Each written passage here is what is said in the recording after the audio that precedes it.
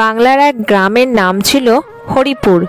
এই হরিপুর গ্রামে কানন কয়দিন হয়েছে নতুন বিয়ে হয়ে এসেছে। কানন সারাদিন তার সংসারের কাজ করত। ঘরে ছিল তার বৃদ্ধা শাশুড়ি আর স্বামী। কি আর বলবো বৌমা, তোমার জন্য খুব কষ্ট হয়। সারাটা দিন তুমি সংসারের জন্য খাটো, তাও আমার ছেলের মন পাও না। ছেলেটাকে মনে হয় আমি ঠিক মতো করে মানুষ করতে পারলাম না। সবই আমার কপাল মা। ছোটতে মা বাবাকে হারিয়েছি। মামা মামির কাছে মানুষ, ওরা তো চিরকাল আমাকে বোঝাই মনে করলো। সবই কপাল। দুঃখ সইতে সইতে এখন আর আমার কিছু মনে হয় না। সবই বুঝি কানন, তুমি ছোট বয়সে মা বাবাকে হারিয়েছ। বিয়ে হয়ে এই কদিন হলো আমাদের ঘরে এসেছো। তোমার কেউ নেই তো কি হয়েছে? আমি তোমার মা, তুমি আমাকে নিজের মায়ের মতোই মনে করতে পারো। চলো কানন, ঘরে চলো। আপনি আমাকে নিজের মেয়ের মতো ভেবেছেন, এটাই আমার কাছে অনেক বড় পাওনা। আজকাল কোমরে ব্যথা নিয়ে বড্ড ভুগি, না হলে তোমার হাতে হাতে দুটো কাজ করে দিতাম কানন। চলো এখন আমরা খেয়ে নিই।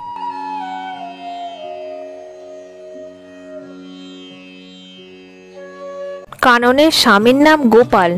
গোপাল তার নিজের ছোট্ট জমিতে চাষবাস করে। একদিন সে যখন নিজের ছোট জমিতে ফসলের বীজ ছড়াচ্ছিল, তখন তার এক বন্ধু আসে।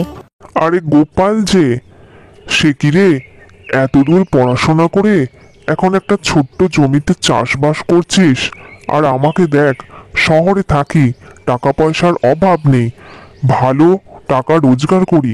আরে নবীন যে, কতদিন পর হঠাৎ এই গ্রামে। আর বলিস না, বাবার জমিটুকুই আমাদের সম্বল, তাই জমিটুকুই এখন চাষবাস করছি। চাকরি তো পেলাম না। কি দরকার গোপাল এই সমস্ত ছোটখাটো কাজ করার? আমি একটা ভালো জিনিস জানি, যেটা থেকে তুই ভালো টাকা রোজগার করতে পারবি। কি রে নবীন, আমাকেও একটু বল, কার না আর ভালো লাগে ভালো ঘরে থাকতে, ভালো খাবার খেতে, আরামে থাকতে? সবাই চায়, আমিও চাই। বল রে। তেমন কিছু না, আমার চেনা কয়েকজন লোকজন আছে। তুই তোর জমানো যা টাকা পয়সা আছে আমাকে দিতে পারিস। মাসের শেষে একটা মোটা টাকা তোকে তুলে দেওয়া হবে। আমার যে সেরকম জমানো কিছু নেই, যা কিছু সম্বল বলতে বাবার এই জমিটুকু, আর তো কিছুই নেই। আপত্তি না থাকলে জমিটা বিক্রি করে দে, যে টাকা পাবি আমার কাছে রাখতে পারিস। তারপরে টাকার পরিমাণ বেড়ে গেলে তোকে ফেরত দিয়ে দেওয়া হবে। তাছাড়া এই গ্রামে থেকে কি হবে? গ্রামে আছেটাই বা কি? সব সুযোগ সুবিধা সবই শহরে। চল আমার সাথে শহরে চলে চ। ঠিক আছে রে নবীন, তাই হবে। তুই ঠিকই বলেছিস, এখানে কোনো সুযোগ সুবিধা নেই। আমি তোর সাথে শহরে চলে যাব। কিছু সময় পরে গোপাল নিজের ঘরে ফিরে আসে। সময় তো নিজের কাজগুলো করতে পারো, এতক্ষণে তোমার ঘর পোছার সময় হলো? রোজ তো আমি এই সময় ঘরের কাজ করি, কিন্তু আজ তো তুমি তাড়াতাড়ি চলে এসেছো, তাই তোমার মনে হচ্ছে। আমি এসেছি অনেকক্ষণ হয়েছে, খাবারটা যে দিতে হবে সেটাও কি তোমার খেয়াল নেই? ভুল হয়ে গেছে গো। রোজ তো আরও একটু পরে খেতে বসো।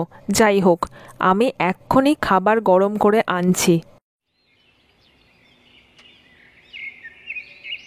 তুমি নিজের চাষবাস, জমি, ভিটেমাটি, মাকে আমাকে ছেড়ে শহরে চলে যাবে? এসব কি কথা বলছো তুমি? তুমি থাকো, তোমার এই গ্রাম, আমার মাকে নিয়ে তুমি থাকো।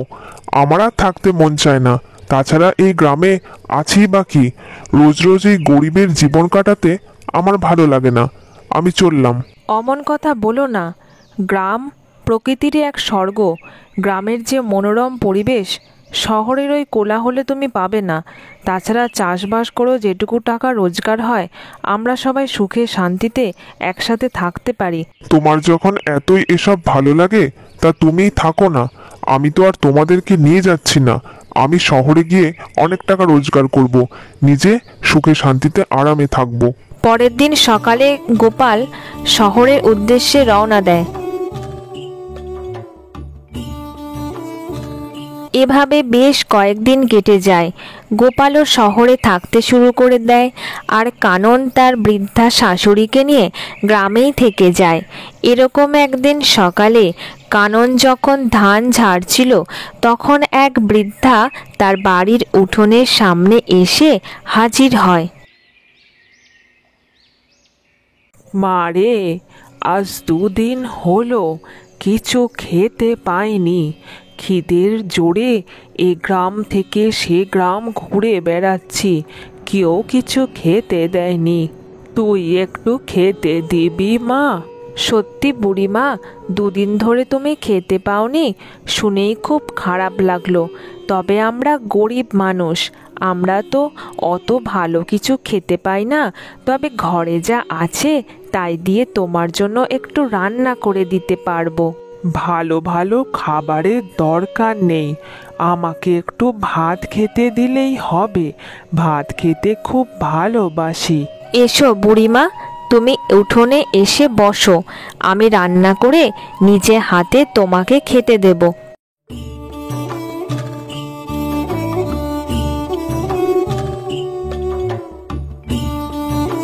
তারপর ভাত রান্না হয়ে গেলে কানন নিজে হাতে সেই খাবার নিয়ে বুড়িমাকে খেতে দিতে যায়।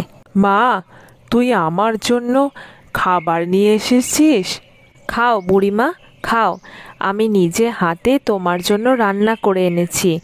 আমরা গরিব মানুষ, আমার স্বামী চাষবাসের কাজ করত, কিন্তু সে শহরে চলে যায়। কোনো রকমে আমাদের সংসার চলে, তাই তোমাকে বেশি কিছু রান্না করে দিতে পারলাম না বুড়িমা। তুই নিজেও জানিস না তুই কত ভালো কাজ করেছিস। আমি এখন খেয়ে নি, খুব খিদে পেয়েছে। তোর হাতের খাবার খেয়ে পেট আর মন দুটোই ভরে গেল রে মা। আমি এবার যাই।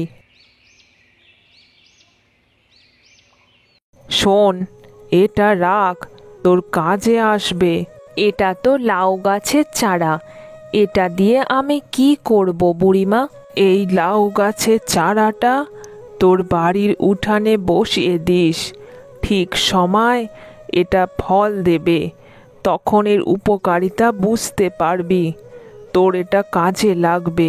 ঠিক আছে বুড়িমা, দাও তাহলে, আমি এটা বাড়ির উঠোনে লাগিয়ে দেব।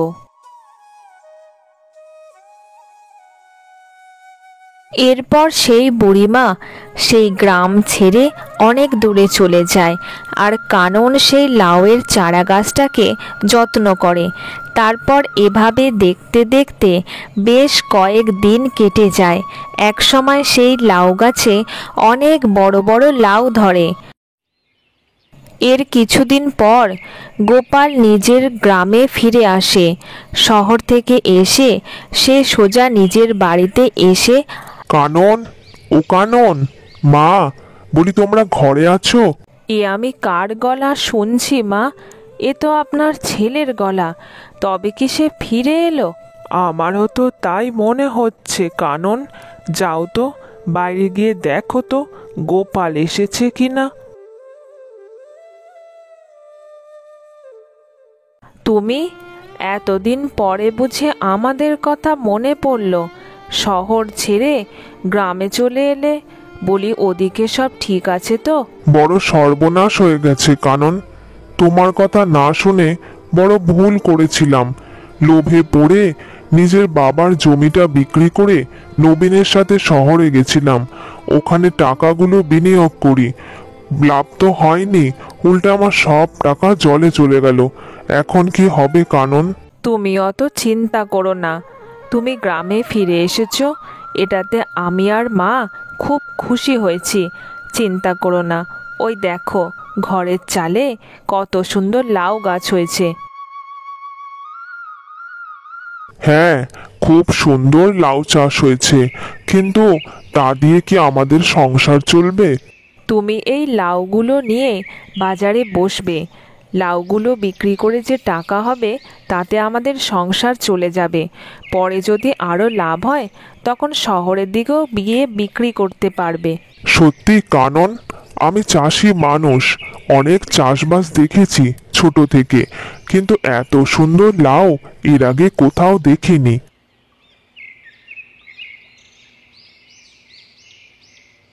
এরপর গোপাল সেই লাউগুলো নিয়ে বাজারে বিক্রি করতে বসে আর সবাইকে ডেকে ডেকে বলে।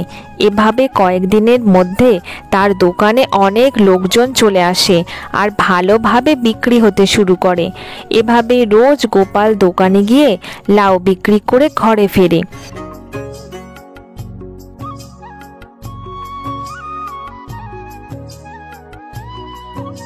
যা হয় ভালোর জন্যই হয় কানন। শহরে না গেলে বুঝতাম না যে বিপদের দিনে একমাত্র নিজের পরিবারই পাশে থাকে। তোমাকে আমি অনেক কষ্ট দিয়েছি, পারলে আমাকে ক্ষমা করো কানন। ওভাবে বলো না, আমি কিছু মনে করিনি। তুমি ফিরে এসেছো, আমরা তাতেই খুশি। একটা কথা কি জানো তো, মানুষ তার নিজের জায়গা থেকে সরে গেলেই নেমে আসে বিপদ। তুমি ঠিকই বলেছ, আমরা চাষি মানুষ, চাষবাসে আমাদের জীবনের লক্ষ্য। লাউ চাষ করে ভালো টাকায় রোজগার করছি। এরপর আস্তে আস্তে গোপালের পরিশ্রমে আর সততার জোরে সে একসময় একটা বড় পাকা বাড়ি তৈরি করে ফেলে। তারপর সুখে শান্তিতে তারা সবাই একসাথে বসবাস করে।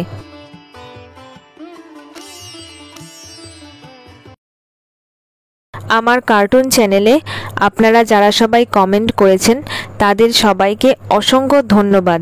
আপনাদের সবার কমেন্টগুলো আমি ভিডিওর শেষে তুলে ধরলাম।